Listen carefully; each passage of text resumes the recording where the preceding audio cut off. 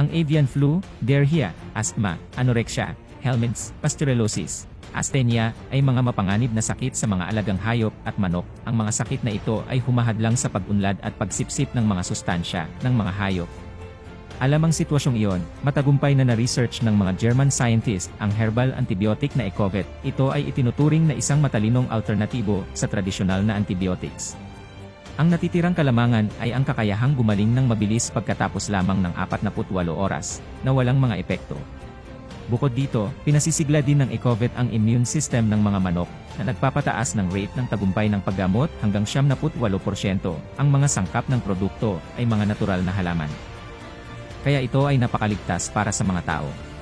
Ang paggamit ay medyo simple, maaaring ihalo ng mga gumagamit ang produkto sa pagkain o tubig ng mga alagang hayop na may malubhang sakit. Ang produkto ay mayroon ding kakayahang bawasan ang rate ng paglaban sa gamot ay napakababa.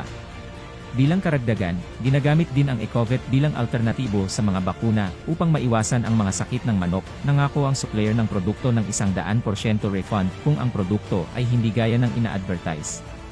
Upang matiyak ang tunay na pagbili, ang mga customer ay dapat lamang mag-order ng Ecovet Herbal Antibiotic sa pamamagitan ng mga website na may domain name na Biogarden, ESA. Mabilis na pindutin ang buy button sa ibaba ng video para makakuha ng hanggang 50% diskwento.